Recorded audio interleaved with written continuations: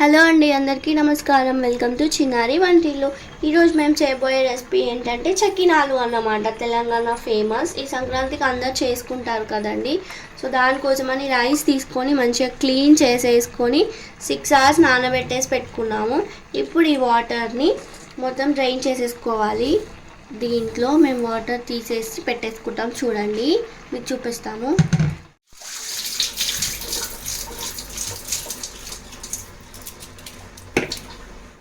So ఇలా పెట్టేసుకున్న rice ఏంటంటే కొంచెం ఆరిన తర్వాత గ్రైండ్ చేసి పెట్టుకోవాలి.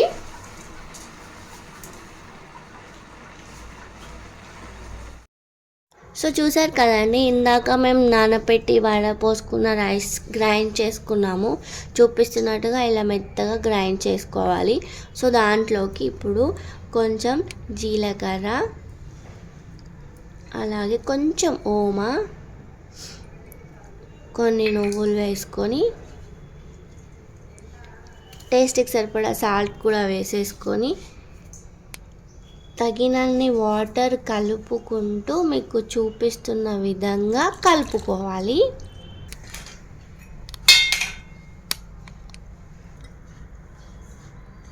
సో ఇలా కొద్దిగా వాటర్ యాడ్ చేసుకుంటూ కలుపుకోవాలి.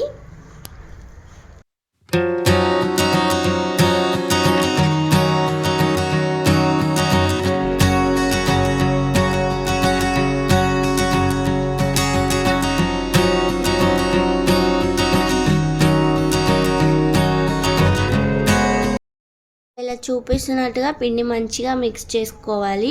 ఫస్ట్ ఏంటంటే మా సైడ్ చకినాలు చేస్తే తెలంగాణలో గౌరమ్మ పెట్టుకుంటాము. సో గౌరమ్మ పెట్టేసుకొని తర్వాత బొత్తు పెట్టేసుకొని అప్పుడు చకినాలు చుట్టుకోవాలి. మీకు చూపిస్తాము ఎలా చుట్టుకోవాలో.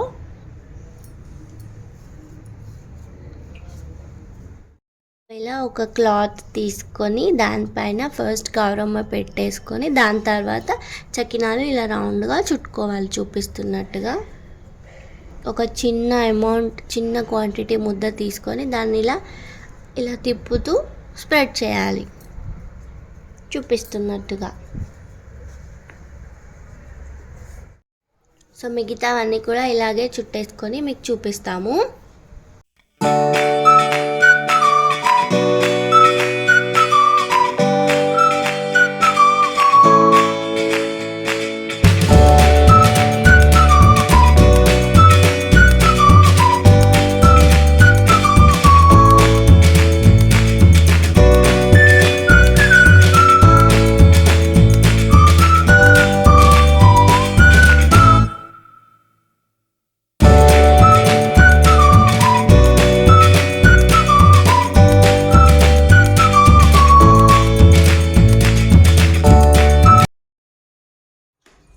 సో ఇవి మంచిగా ఆరిన తర్వాత ఆయిల్ ఆల్రెడీ వేడికి పెట్టేసుకున్నామండి. ఇలా ఒక చిన్ని క్యాప్తో దీన్ని ఇలా తీసుకొని ఇంకో చిన్ని ప్లేట్లోకి షిఫ్ట్ చేసేసుకొని మంచిగా గోలించుకోవాలి.